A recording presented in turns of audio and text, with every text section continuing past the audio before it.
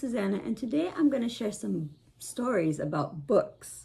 So the first one is called There Wasn't a Lady Who Swallowed a Book. And this story is by Lucio Colandro and illustrated by Jared Lee. Look at her eating those books. Let's see. There was an old lady who swallowed some books. I don't know why she swallowed those books, but she didn't get any looks.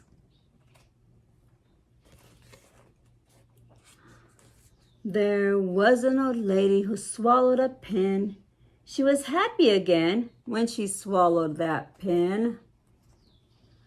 She swallowed the pen to write in the books. I don't know why she swallowed the books, but she didn't get any looks.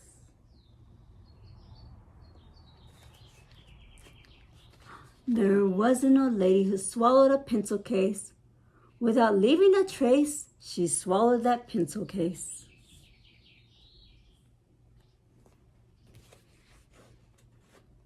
She swallowed the pencil case to hold the pen. She swallowed the pen to write in the books. I don't know why she swallowed the books, but she didn't get any looks. There was an old lady who swallowed a ruler. She couldn't look cooler swallowing that ruler.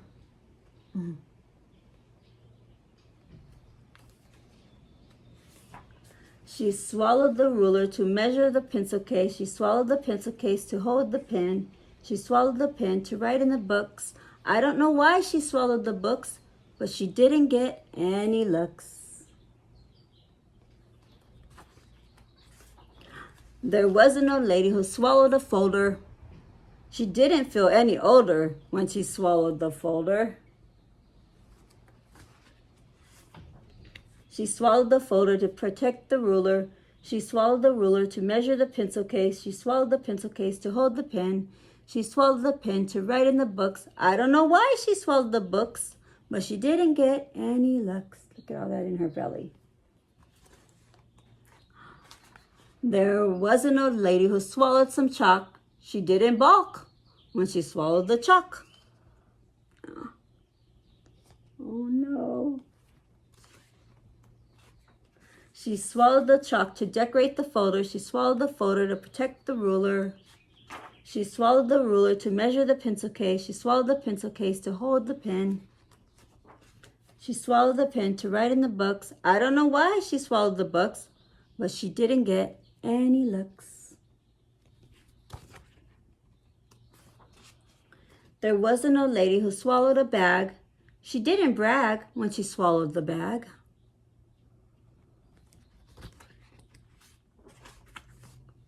The old lady didn't fuss when around the corner came a big yellow bus.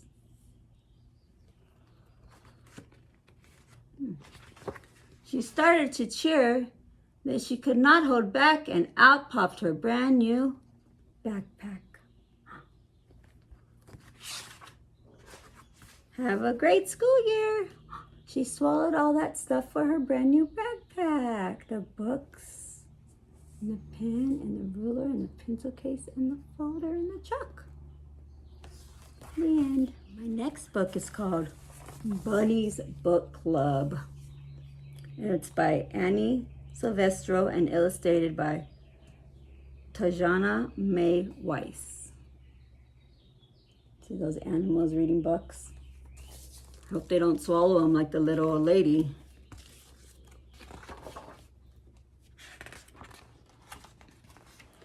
Bunny loved books. You see Bunny?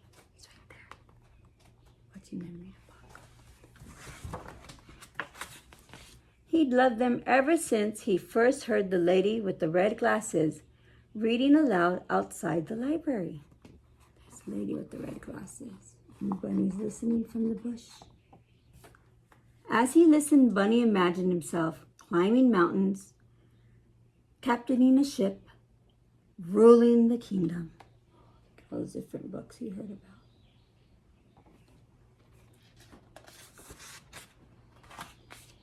But when summer ended, story time moved back inside.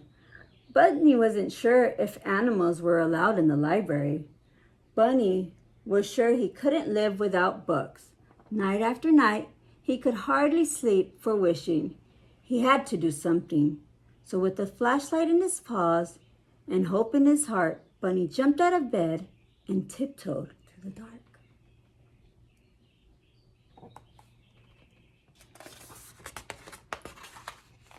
But when he reached the library door, it was locked. So were the windows. Bunny tried digging, climbing, and yanking. Nothing worked until finally he noticed. Look, there he is. He's trying to open the windows and doors. What do you think he noticed? Do you see anything on this page that he might have noticed? Look right here. What do you think that is?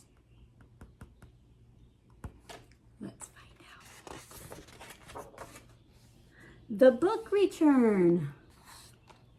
The shiny handle was far above his head, but it was no match for a high-hopping bunny hungry for books. Bunny leaped.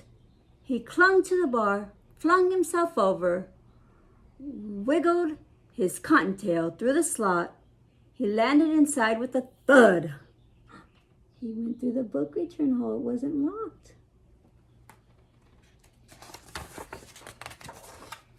Bunny's eyes sparkled at the sight of the shelves bursting with books. It was better than a field full of fresh, crunchy carrots. Look at all the books in the library.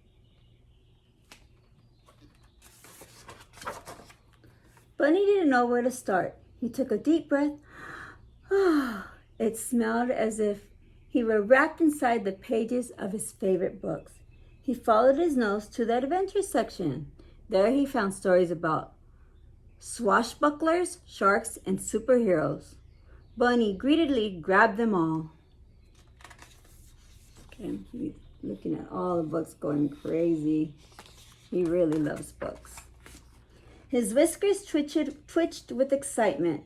He slipped his treasures through the book slot one by one. Then, performing his best balancing act, Bunny wobbled home. He couldn't wait to dig in.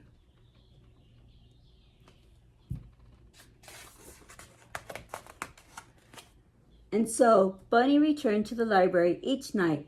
He searched and sneaked, then scurried back to read. Then one evening, a loud knock startled Bunny. He closed his book and opened the door. "Where have you been?" asked Porcupine. "Reading," said Bunny. "Why?" said Porcupine. Bunny's eyes popped open wide. "Why?" he sputtered. "Have you ever been to the library?" It was time for Bunny to let Porcupine in on his secret.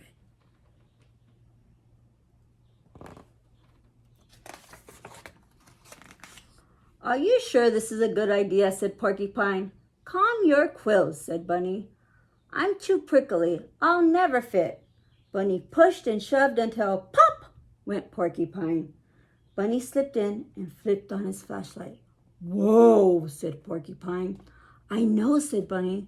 "Do you think there's a story about balloons?" "I've always wondered about balloons." "Most definitely," said Bunny.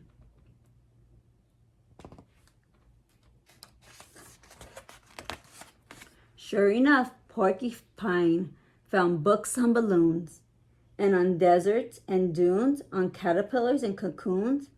When Bunny handed him one about hedgehogs, he hugged it. The two friends took turns cramming books out of the slot. Their towers teetered so high they could barely carry them. Back at Bunny's, they cozied up with cups of tea and carrot muffins. Together, they read until sunrise.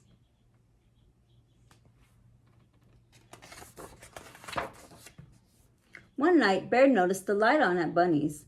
He opened the door and tripped over a stack of books. "What's going on?" said Bear. "Here," said Bunny, handing him a book. Bear made room and settled in to read. Soon more curious animals began visiting.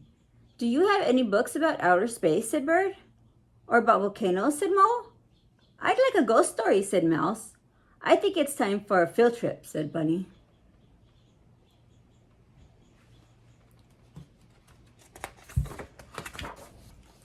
One by one, the animals stuffed themselves inside the library.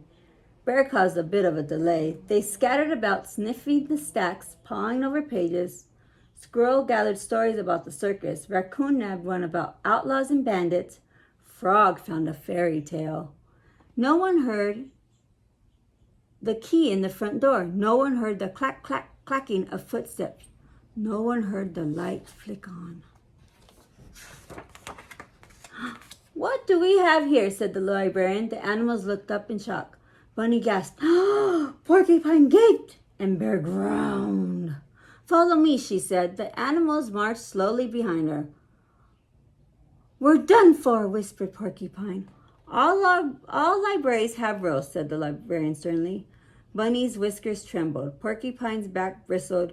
Bears eyed the door. Bunny stepped forward to take on the blame. The librarian leaned down.